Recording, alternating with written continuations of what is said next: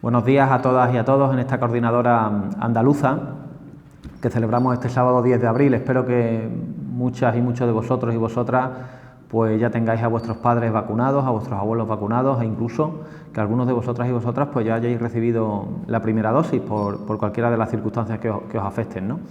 Y que esta sea ya de las últimas coordinadoras que celebramos absolutamente telemáticas y que ya podamos pasar a escenarios donde por lo menos pues podamos vernos algunos y algunas físicamente, si bien creo que estas fórmulas de plantear reuniones donde la semipresencialidad sea posible, hemos de mantenerla en el futuro porque también supone un ahorro energético y de tiempo que nos lo agradece por supuesto la propia naturaleza y la huella de carbono. Bien, pues voy a presentar el informe que, como todos sabéis, pues lo tenéis ya en vuestros correos electrónicos desde hace un par de días y pasamos a continuación a debatirlo. El informe político de la coordinadora comienza con los asuntos internacionales como suele ser habitual, con la llamada geopolítica de la inmunidad. La situación internacional sigue marcada por la pandemia, porque de esta salida de la crisis sanitaria sin precedentes, pues sin lugar a dudas depende la recuperación económica mundial. Una geopolítica de la inmunidad que está dejando un panorama en el que se expresan las crecientes dependencias de España y de la Unión Europea. Ya han sido vacunadas más de 363 millones de personas en el mundo, si bien los índices de vacunación en España y la Unión Europea pues son relativamente bajos. Estamos en torno al 6% en el caso de nuestro país, que está más o menos dentro de la media europea. Algunos tienen un poquito más, otros tienen un poquito menos, pero dentro de la media europea. Y esto es así porque la UE, la Unión Europea, se ha entregado a las farmacéuticas europeas y estadounidenses que han sido regadas con dinero público para la investigación y desarrollo de las vacunas, pero sin embargo la Unión Europea ha quedado a merced de unas multinacionales que priorizan sus beneficios al cumplimiento de los acuerdos suscritos. Y esto es así porque la liberalización temporal de las patentes tiene que ser la solución para este mercado macabro que juega con la vida de la gente. Una liberalización temporal que es posible, que hay capacidad tecnológica para producir muchísimas más vacunas de las que se producen. Por el contrario, sí vemos cómo Estados Unidos, Reino Unido, Rusia y China sí prosperan a mejor ritmo en estos índices de vacunación. Además, la vacuna rusa, la Sputnik 5 y la china, Sinopharm, se están extendiendo por los países de Asia, de África y de América del Sur. Y esto es así porque las vacunas rusa y china tienen dos fortalezas, dos virtualidades. La primera, no requieren una conservación con frío extremo, por lo tanto se pueden extender por países que tengan unas infraestructuras más precarias para que esa cadena de transporte, esos sistemas logísticos puedan permitir que la vacuna llegue en condiciones hasta el último rincón, y por otra parte también permiten en muchos países pues no depender de Estados Unidos a la hora de adquirir vacunas. Con este panorama pues es sin lugar a dudas mucho más elogioso, todavía más elogioso, el logro de Cuba, que ha potenciado durante esta epidemia el sistema sanitario comunitario. Nosotros lo hemos dicho mucho en Andalucía, fundamental fortalecer la red de atención primaria. Por ahí ha ido la respuesta de Cuba a esta pandemia. Fortalecer el sistema comunitario, sanitario comunitario, y por otra parte orientar el sector biotecnológico, que está enteramente bajo propiedad estatal, al desarrollo de, por el momento, 5 vacunas. Y de hecho se prevé que a final de año toda la población cubana ya esté vacunada y que dichas vacunas pues empecemos a verlas pues extenderse pues países latinoamericanos y africanos que siempre pues se ven en mayores dificultades para recibir ese tipo de fármacos. Bien, lo que nos jugamos, paso a continuación al escenario nacional, el escenario estatal. Lo que nos jugamos en las elecciones madrileñas, que también nos afectan a nosotros y a nosotras, es que estamos entre esa encrucijada entre involución y democracia. Y esto es así porque la crisis, la política nacional sigue marcada por esa crisis política y por la polarización.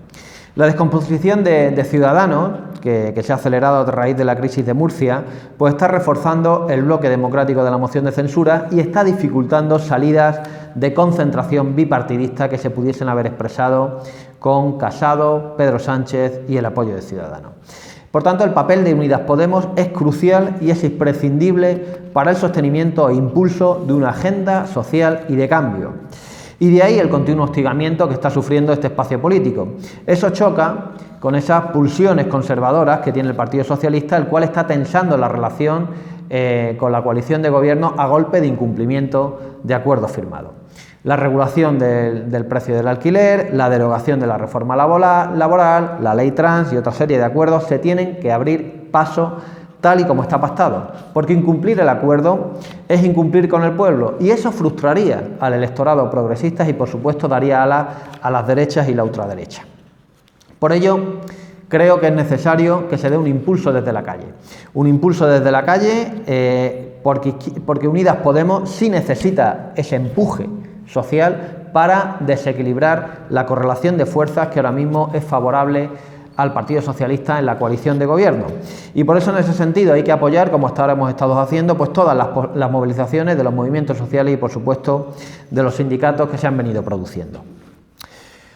La situación es delicada.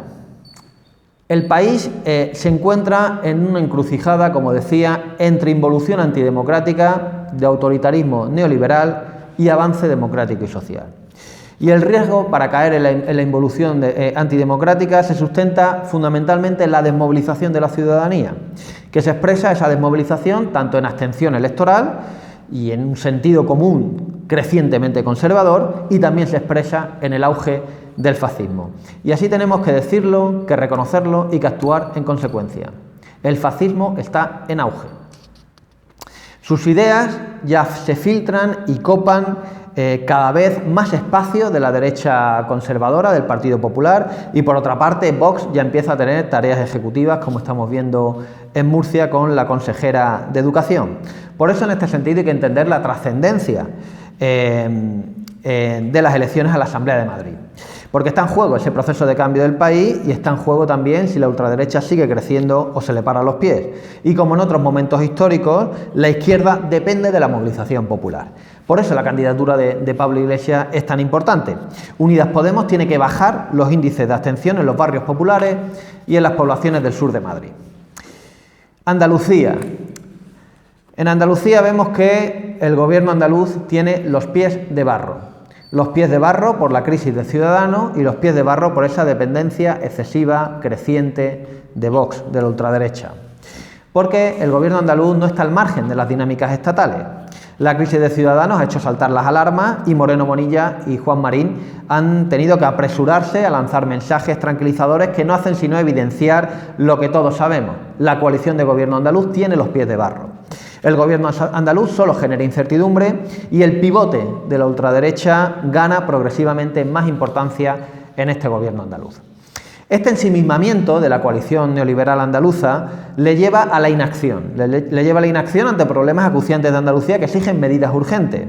Este gobierno andaluz es un absoluto fracaso por su inutilidad a la hora de tomar medidas impostergables para la recuperación económica y para la gestión de la crisis sanitaria, económica y social. No tiene ningún plan para el cambio de modelo productivo, ni tampoco tiene ningún plan para la necesaria reindustrialización verde de Andalucía. Vemos como el gobierno andaluz hace oídos sordos a las demandas del pueblo de Linares y del conjunto de la provincia de Jaén, como hace demagogia con el campo andaluz, apoyando la política agraria comunitaria en Bruselas y cuestionándola en Andalucía, o como condena a muerte a fábricas esenciales como las textiles de Alozaina o Cuevas Bajas en la provincia de Málaga.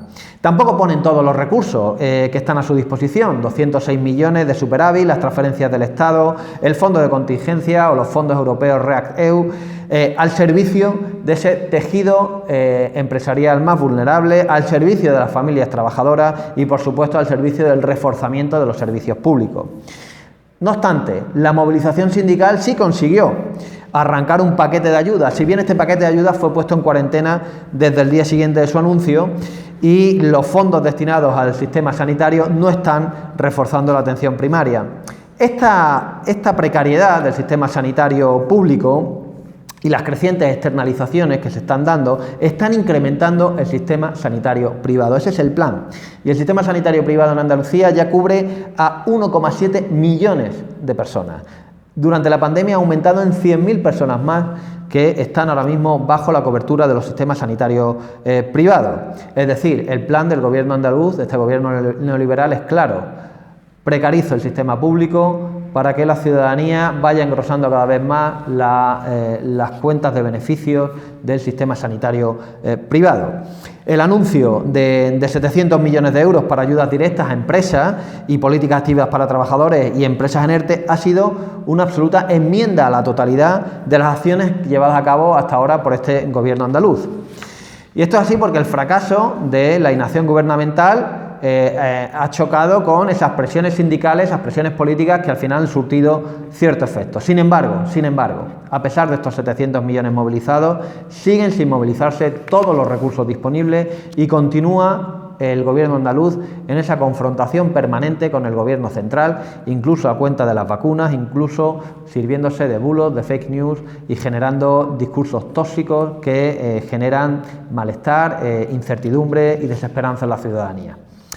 Bien, la falta de esta planificación, la falta de estrategia del gobierno andaluz, pues está poniendo en riesgo la efectividad de los fondos europeos.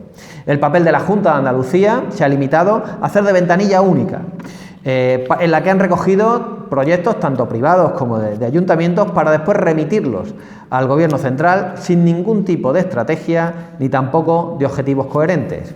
El gobierno andaluz ha querido generar expectativas imposibles. De hecho, ha enviado proyectos por valor superior al conjunto de fondos que va a recibir todo el país. Por tanto, saben que están generando expectativas imposibles de cumplir y lo están haciendo sin ningún tipo de estrategia coherente. No se han centrado para nada en para qué deben servir los fondos europeos en Andalucía y han evidenciado que no tienen proyectos. Y eso significa que corremos el riesgo de perder este tren, corremos el riesgo de perder esta oportunidad histórica. El gobierno andaluz está gestionando muy mal los fondos, tanto aquellos que ejecuta directamente como aquellos que ejecuta junto al Estado y también aquellos, evidentemente, de los que es directamente responsables, como los fondos REA. Los está utilizando sin esta estrategia pues para tapar agujeros, comiéndoselos poco a poco a pellizcos. Andalucía superó en el mes de febrero el 1.000.000 de desempleados y desempleadas. El paro estructural y la pandemia hacen que más de 1.000.000 de andaluces y andaluzas no tengan empleo y son unas cifras muy preocupantes a nivel general, pero que son todavía más inasumibles si nos asomamos a la cifra de paro juvenil, que están en un 52,21% de los jóvenes y las jóvenes que están en paro en Andalucía. Cifras que a todas luces hacen necesario poner en valor, poner a funcionar el diálogo social, hacen necesario que la Administración andaluza actúe de manera inmediata. Diversificación e industrialización de Andalucía es el plan de empleo juvenil, un plan de empleo con los ayuntamientos que habían prometido en septiembre y actuaciones para mejorar la calidad del empleo y la intervención en empresas en conflicto son las medidas que hemos presentado en el Parlamento andaluz a través de una PNL para que se revierta esta situación y el gobierno andaluz actúe. Estamos viendo cómo muchas empresas en crisis están aprovechando para despedir barato con la excusa de la pandemia y contratar en el futuro con mayor precariedad. Ante esto hay una absoluta insensibilidad de las derechas con los problemas de la mayoría social, que requiere pues nuestra denuncia y requiere la movilización popular. En esta línea hay dos asuntos que nos parecen que son prioritarios. Por una parte, el rechazo social a la expansión de las casas de apuestas y por otra parte también la insoportable situación de los asentamientos de temporeros en Huelva y en Almería. Numerosas plataformas contra las casas de apuestas están promoviendo que sus ayuntamientos pongan límites a la proliferación de las casas de apuestas. Sin embargo, el gobierno andaluz está boicoteando todas estas iniciativas. El compromiso del gobierno andaluz es con la patronal del juego, a costa, evidentemente, de que esta epidemia de ludopatía se extienda silenciosamente por todos los barrios populares de Andalucía. Por eso hemos de comprometernos con estas plataformas contra las casas de apuestas y ser herramientas a las instituciones, pero también en la calle, dando apoyo y sostén al tejido organizado que ha de vertebrar el movimiento en toda Andalucía. Nosotros tenemos que ponernos al servicio de este movimiento. Tenemos que poner todas nuestras herramientas posibles para que el movimiento crezca, para que haya contrapoder popular y evidentemente en las instituciones trasladar todas las iniciativas necesarias, pero muy importante que la calle, este movimiento, esté bien vertebrado, esté fortalecido y lleve su propia hoja de ruta, y ahí todo nuestro aporte con recursos humanos y con lo que sea necesario pues tiene que estar al servicio de este movimiento de vecinos y vecinas, de asociaciones, de muchas personas que están en estas plataformas contra las casas de apuestas. Por otra parte, como decía anteriormente, hay que atender a esa emergencia social estructural que sufren desde hace décadas los temporeros y las temporeras en Huelva y Almería, que tiene que estar también en nuestra agenda de prioridades. Hay una absoluta dejadez de las administraciones, especialmente de los ayuntamientos implicados y de la Junta de Andalucía, en tanto que son competentes para dar alternativa habitacional, suministros básicos y prestar atención social a estos miles de trabajadores, a estas miles de trabajadoras. También hay muchas y muchos menores de edad en estos asentamientos que malviven, como digo, en estos asentamientos. Por eso vamos a llevar iniciativas al Parlamento andaluz y también a la Comisión de Peticiones de la Unión Europea, en coordinación, evidentemente, con las asociaciones que trabajan en el terreno. Igualmente también tenemos previstas visitas con la eurodiputada Sira Rego y con el eurodiputado Manuel Pineda, tanto a los asentamientos onubenses como a los almerienses, a lo largo de este mes de abril. El pasado 28 de febrero renovamos nuestro compromiso con el pueblo andaluz y esbozamos las transformaciones que necesita nuestra tierra: un cambio de modelo productivo que apueste por la reindustrialización verde, una reforma agraria integral, el reforzamiento de los servicios públicos y, por supuesto, la consecución de la igualdad de género. Esta reconstrucción económica de Andalucía pasa, evidentemente, por poner pie en pared a unos fondos buitres que están aterrizando en Andalucía y se están empezando a llevar todo en el sector del transporte, en el sector de la agricultura, en el sector inmobiliario, en el sector turístico. Y, por supuesto, también, además de poner pie en pared a estos fondos buitres, hay que dar sentido estratégico a los fondos europeos. Estos son fundamentales, estos fondos europeos, para la reindustrialización, para la reactivación económica y, por supuesto, para la modernización de la economía bajo un nuevo paradigma ecologista.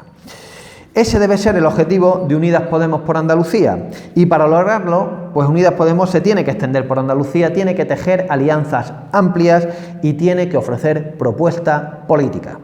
Construir una esperanza de cambio requiere mucha calle, requiere mucho tajo, mucha propuesta y, por supuesto, unidad de acción. Y en coherencia con esto, pues se aprobó un llamamiento en la recientemente celebrada Asamblea Federal, un llamamiento del cual nos hacemos eco en este informe, en una de sus partes, en donde dice claramente: hacemos un llamamiento a la construcción de espacios de coordinación desde Unidas Podemos a todos los niveles territoriales para asentar lo más pronto posible, antes de 2023, las bases necesarias para afrontar las elecciones en las condiciones más propicias para la organización.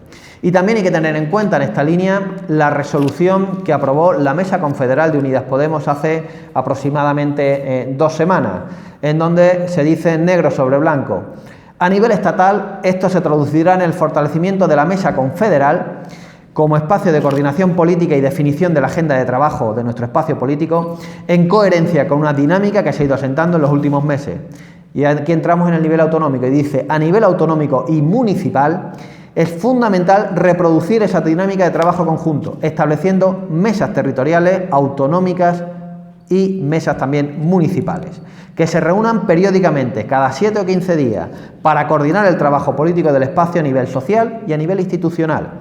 Las mesas territoriales deben servir, además, para poner en común iniciativas y para solucionar conflictos, e igualmente tienen que servir de impulso para que las fuerzas políticas del espacio Unidas Podemos refuercen su trabajo conjunto, campañas, iniciativas sociales, junto con la sociedad civil e iniciativas institucionales, y para abrir el espacio a personas sin filiación política que quieran vincularse. Aquellas andaluzas y andaluces que se quieran vincular a Unidas Podemos tienen que contar con ese espacio de coordinación para que lo puedan hacer, que puede que no estén, en este caso, ni en Izquierda Unida ni en Podemos afiliados. Por eso, dice esta resolución, las mesas territoriales tomarán sus decisiones por consenso, tal y como ocurre en la Mesa Confederal. Las mesas territoriales definirán un plan de trabajo político semestral o anual, tanto a nivel institucional como social, adaptándolo a la realidad de este territorio. En eso estamos y, como bien saben, nuestras direcciones provinciales, nuestra dirección colegiada, pues hay una propuesta de plan de trabajo para dotar de contenido político a lo que es una propuesta que señala una hoja de ruta inexcusable, que además se tiene que acelerar, porque tenemos que llegar en las mejores condiciones a las próximas elecciones, tanto autonómicas como también, muy importante para nosotros y nosotras, las elecciones municipales.